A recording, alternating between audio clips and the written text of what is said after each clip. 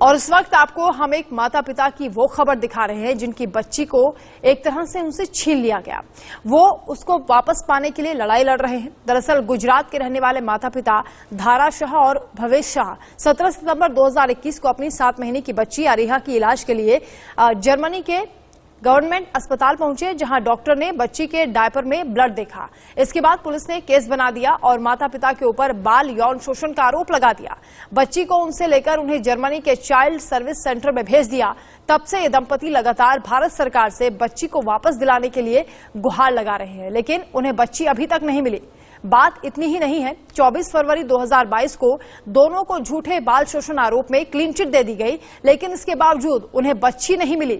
इनका ये कहना है कि उनके आरोपों में थोड़ी भी सच्चाई होती तो वो बच्ची को लेकर डॉक्टर के पास आखिर क्यों जाते।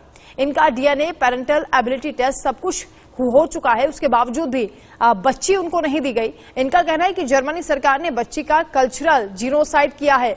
हमारे संवाददाता ने अरिहा के माता पिता से बातचीत की है, सुनिए क्या कुछ कहा।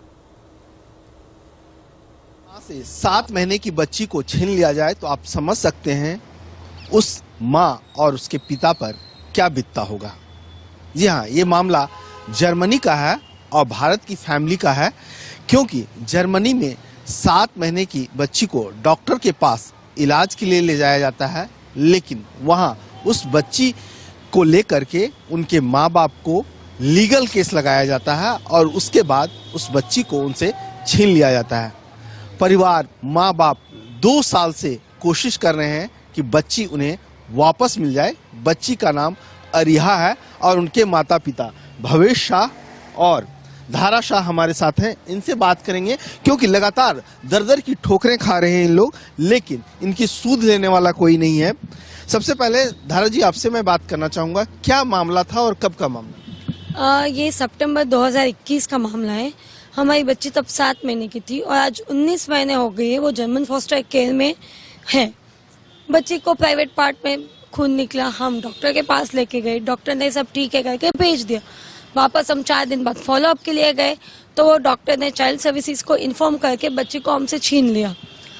हमें नहीं पता था कि क्या आरोप लगाया है, क्यों बच्ची को ले लिया गया।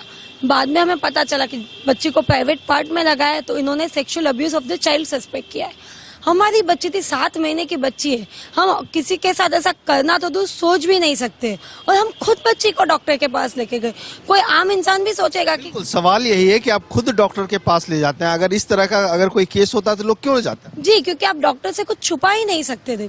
हमने बोला देखिए ऐसा कुछ नहीं हुआ है। हम वॉलंटरीली डीएनए देके आ गए। डीएनए रिपोर्ट्स क्लियर होने के बाद मेडिकल रिपोर्ट्स आने में 3 महीने लग गए।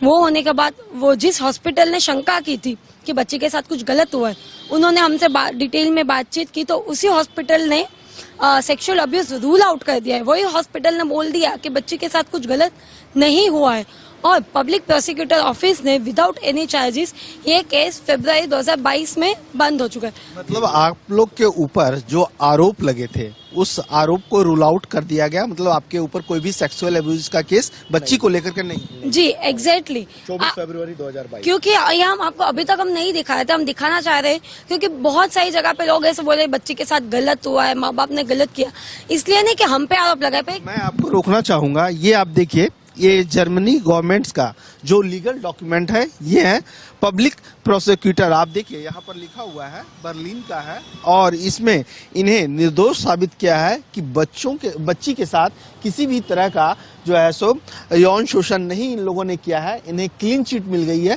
लेकिन उसके बाद भी आपको बच्ची नहीं दी गई है।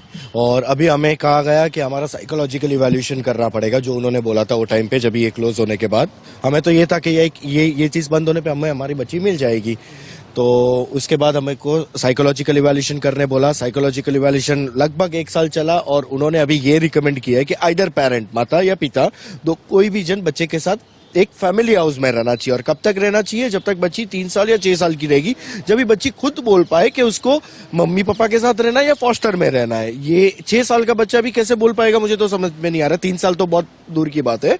और वो कौन से बेसिस पे रहने को बोला गया है कि लाइक पेरेंट्स को बच्चे का ग्रोइंग नीड्स नहीं पता कि उसको उसका ध्यान कैसे, मतलब लाइक उसको जितना खाना ही खाने देते, उसको जैसे खेलना ही खेलने देते, ये सब अभी चीज बोल रहे हैं। मतलब उन लोग के पास अभी कुछ नहीं रहा बात करने के लिए, तो लोग ये चीज बोल रहे हैं।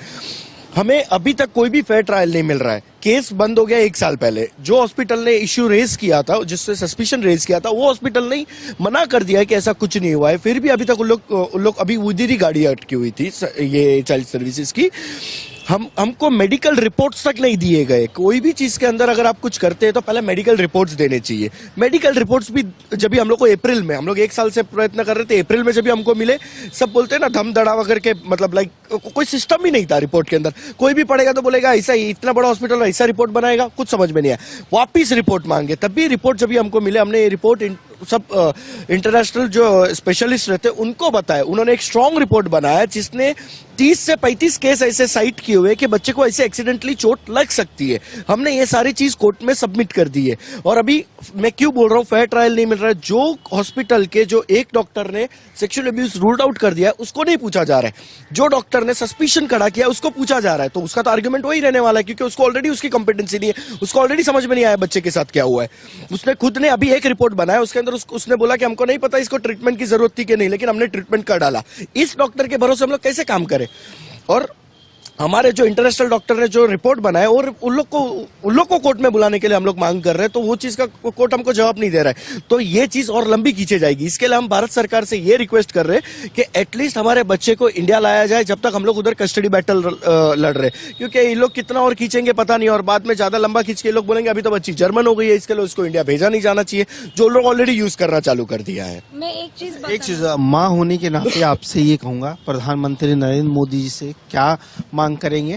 क्योंकि आप लोग गुजरात से आते हैं, गुजरात के वो मुख्यमंत्री भी रहे, अब देश के प्रधानमंत्री भी हैं, और यहाँ पर जर्मन के चांसलर भी कई बार आ चुके हैं। आप लोगों ने जर्मन एम्बेसी में प्रोटेस्ट भी किया था, क्या मांग करेंगे? जी, हमारी उम्मीद अभी सिर्फ प्रधानमंत्री जी ही है, क्योंकि हमें पता चला है कि 1-2 न्यूज आर्टिकल्स में हमने पढ़ा कि इंडियन अथॉरिटीज ऐसा जवाब दे रही है कि बच्ची के साथ ये सेक्सुअल अब्यूज का आरोप चल रहा है, इसलिए हम मदद नहीं कर सकते। पर आपने देखा वो केस तो 1 साल पहले ही बंद हो चुका है। तो शायद हमारे माननीय प्रधानमंत्री मोदी जी तक, डॉक्टर जयशंकर जी तक ये सही बात पहुंची ही नहीं होगी।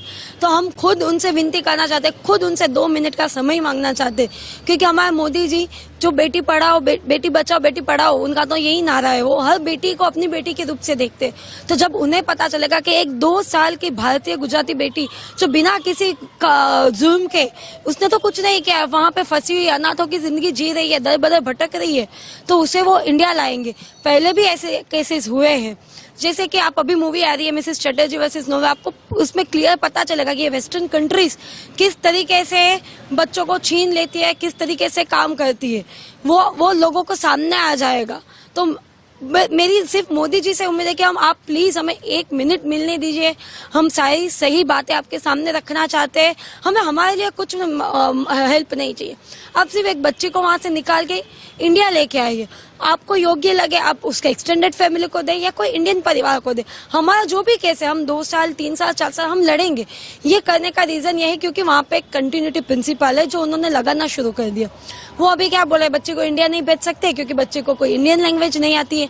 बच्ची इंडियन परिवार में तो 7 महीने ही रही है, अभी 19 महीने से जर्मन कल्चर लैंग्वेज फूड में रह रही है, तो अभी वो जर्मन बन गए तो उसे जर्मनी में ही रहना चाहिए। अरे आपने बच्ची का कल्चरल जेनोसाइड किया, आपने उसके राइट्स नहीं दिए। बच्ची इंडियन सिटीजन है तो उसकी इंडियन संस्कृति सीखना, इंडियन भाषा सीखना उसका राइट है। तो वो राइट उन्होंने नहीं दिए, उसे यहाँ तक कि काउंसिलर एक्सेस नहीं मिल रहा है। एक क्रिमिनल को भी काउंसिलर एक्सेस मिलता है, वो बच्ची ने क्या किया? आप लोग को वहाँ पर मिलने के लिए दिया जाता है बच्ची? हमें बच्ची को मिलने के लिए पहले महीने में 1 घंटा एक बार दिया जाता था, और वो भी बच्ची कहाँ है, किसके पास है, क्या हालत में, हमें कुछ नहीं पता है।